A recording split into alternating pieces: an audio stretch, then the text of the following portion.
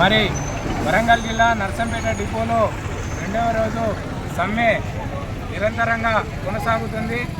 మరి మా డిపోకు చెందినటువంటి ఆర్టీసీ కండక్టర్లు, డ్రైవర్లు, మెకానికులు, సూపర్వైజర్లు, వివిధ విభాగాలకు చెందినటువంటి ఉద్యోగులు మొత్తం సైతం ఈ సమ్మెలో పాల్గొనడం జరిగింది.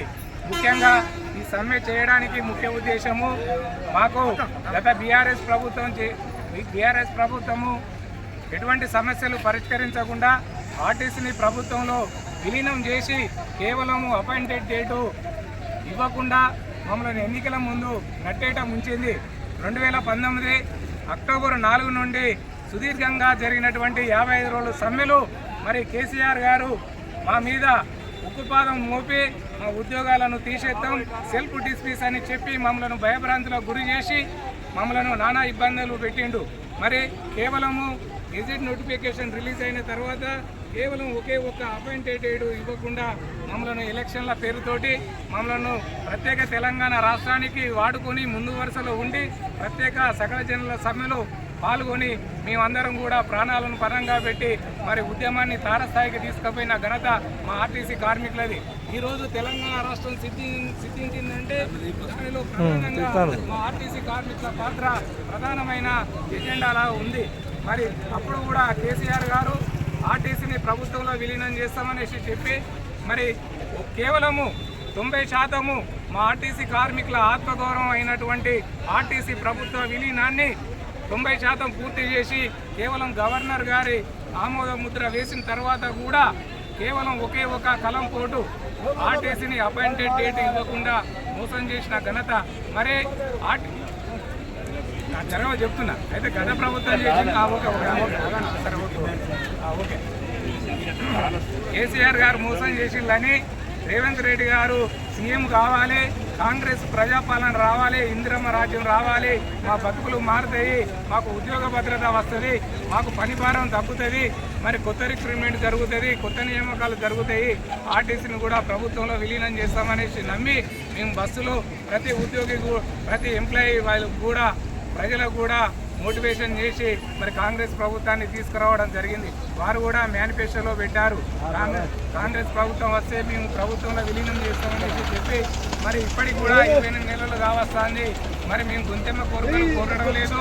మరి వాళ్ళు కాంగ్రెస్ వాళ్ళు మేనిఫెస్టోలో పెట్టినటువంటి డిమాండ్లనే ప్రధానంగా తీసుకొని ఈరోజు మేము సమ్మెకు పోతున్నాం. మరి ఏదో తాత్కాలికంగా పోవడం కాదు.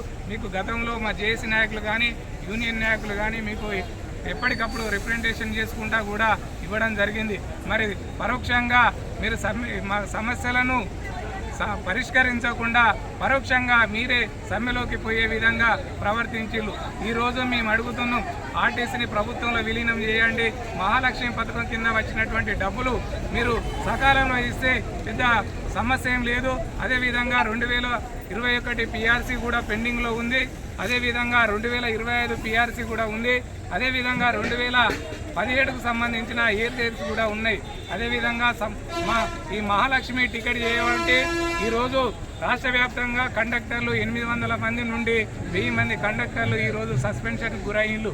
వాళ్ళను కూడా మానవత్వంతో మరి విధుల్లోకి తీసుకోవాలి. మీ ప్రభుత్వం వస్తే మాకు ఏదో న్యాయం జరుగుతుంది, మా కుటుంబాలు బాగుపడతాయి, మా పిల్లలు ఎడ్యుకేషన్ పరంగా ఉంటుందనే ఉద్దేశంతో మిమ్మల్ని గెలిపించడం జరిగింది. జేఏసీ నాయకులను హైదరాబాద్లో మీరు పిలిచి మా న్యాయమైన డిమాండ్లను నెరవేర్చి ఈ సమ్మెను విరమింపజేయవలసిందిగా మీ నర్సంపేట డిపో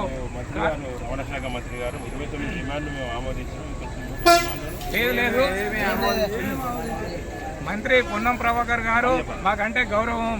32 డిమాండ్లను నెరవేర్చడం అనేది అబద్ధము.